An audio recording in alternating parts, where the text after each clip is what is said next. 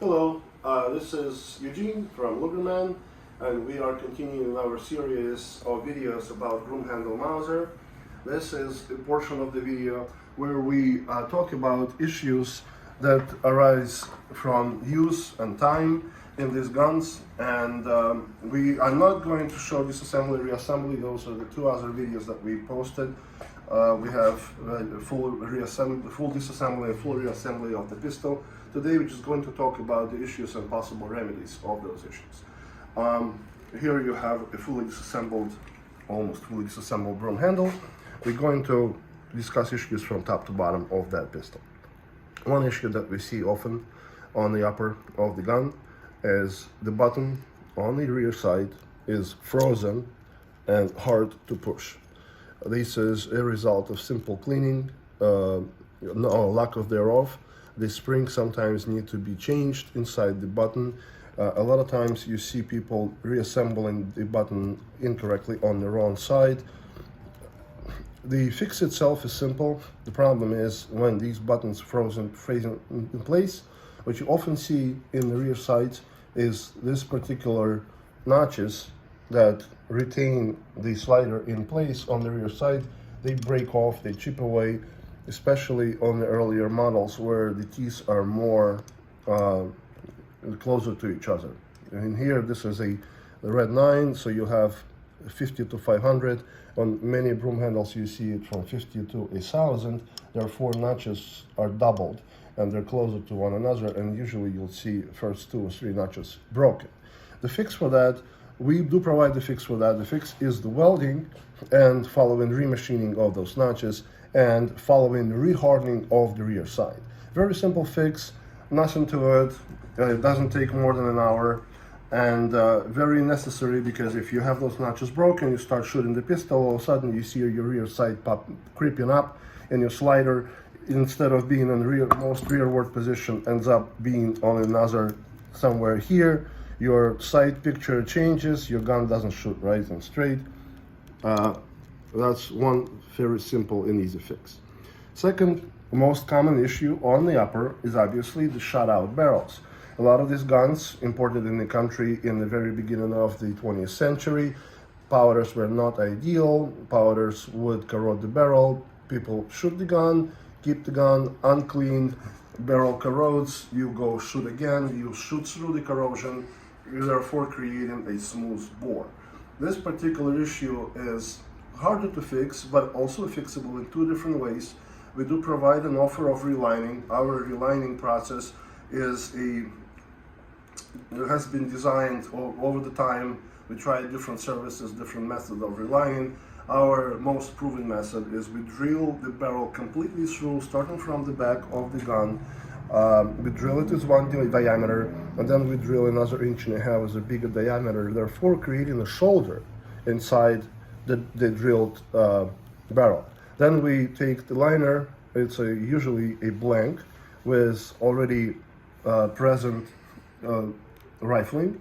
It could be a 9mm, it could be 30 caliber. A lot of broom handles could be relined to 9mm very easily without any changes on outside dimension.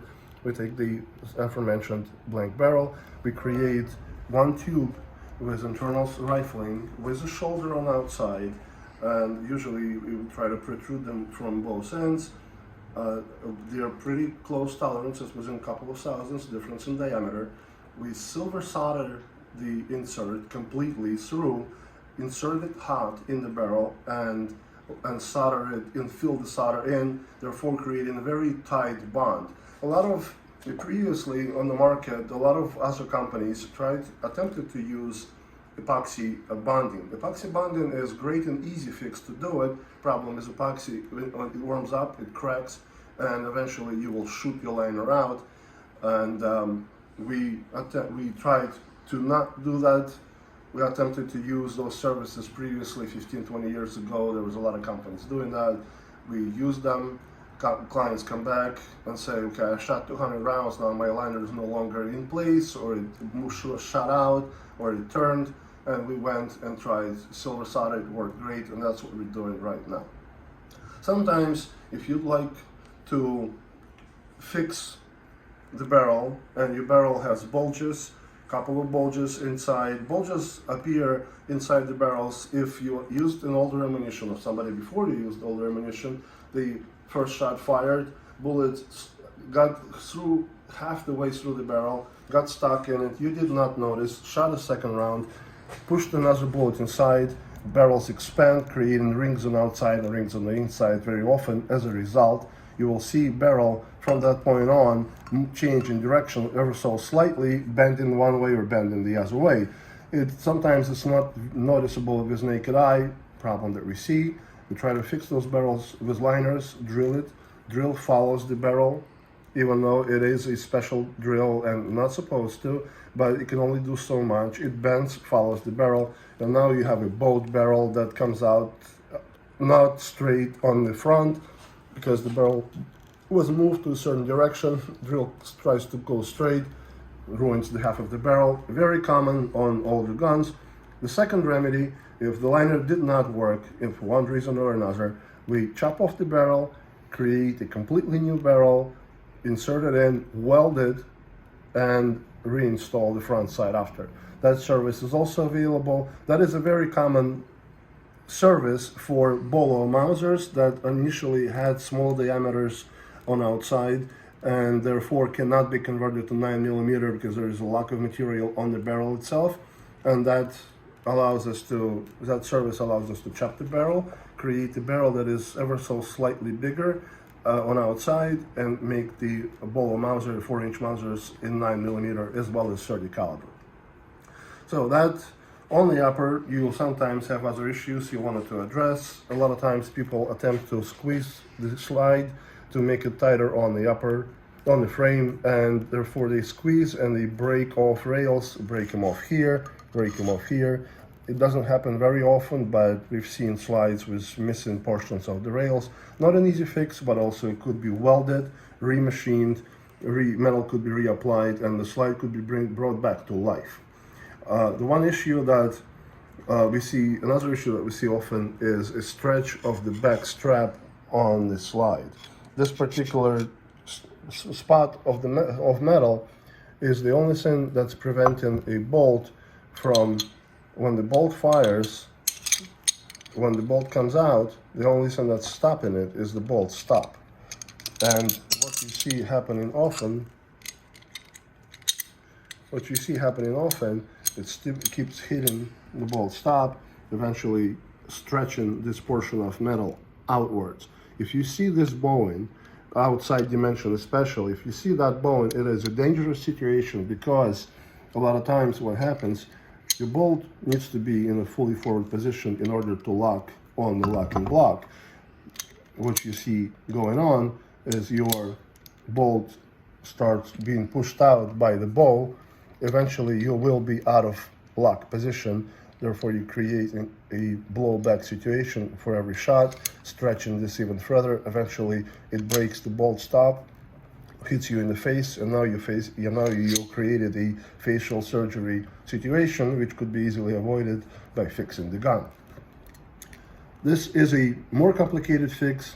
This portion of the metal needs to be heated red, pushed back in, and re-hardened after.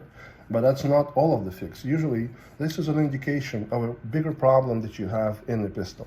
It could be an indication of worn locking lugs on the bolt. It could be an indication of worn bolt lock, or improperly assembled mechanism or improperly fitted mechanism. We do take care of all these issues, and if you see the bow, you should stop. You should call us or call other qualified gunsmiths and attempt to fix this problem physically by changing the bow back, and then trying to go gunsmiths and see what actually is the problem, why this was created in the first place. And this would be mostly concluding our upper problem issues. The other issue that I wanted to talk about would be the bolt itself. You often see worn locking lugs. If you see any chipping on this edge or this edge, that means the bolt is worn. It could be repaired by reapplying the material with a weld, reshaped, but it needs to be hardened after. It's not just about the welding. These bolts are very, very hard, almost 50 Rockwell or more. And when you weld, it doesn't matter how hard you try, the material you add in is going to be slightly softer. We do that service and we will re-harden the bolt after. The other thing you see a lot is the worn firing pin hole. The old worn bolts will have rusted on the surface if they're not cleaned in time, and eventually this hole corrodes. The firing pin wobbles in the hole, breaks sometimes, and creates a dangerous situation where the primer is not supported, and therefore when you shoot the primer pushed in, creates all kinds of blowback issues that need to be addressed by re-welding the face and re-drilling this hole. Then you have extractor ears. If the extractor was assembled and disassembled incorrectly without support in the middle of it, these ears break off. You see that a lot. And also, like before, we can reapply this material with a weld, remill it, and resurface the bolt and bring it back to life. And last but not least, the upper problem issues would be the firing pin itself. Sometimes you see the slugs broken off, and at that point it's a lot easier to just buy a new firing pin. The second issue you see is tips of the firing pin broken off or bent, usually because your bolt had some kind of wear that allowed that to happen. Those could be fixed. We do have machine tips on this for these bolts. You take the spring off, you chop the firing pin at about first inch off of it. We take our machine tips, re-weld them in place, reshape them, and cut the firing pin to size, and your firing pin will be back in service very easily. Another problem that sometimes you see on the upper guys is you have your bolt stop. When it's all assembled, the bolt stops inside the upper and it rides here. When the bolt reciprocates and fires, the bolt stop is the only thing that's stopping it. Like we talked about the bulge on the upper, the bulge could be a contributor in it. Sometimes just bolt stops get tired. As you see, the material on this is very thin and shallow. These original bolt stops are very hard, and a lot of times you see wear on the front, and you got to be very careful. What you want to do is you want to look at it under high intensity light.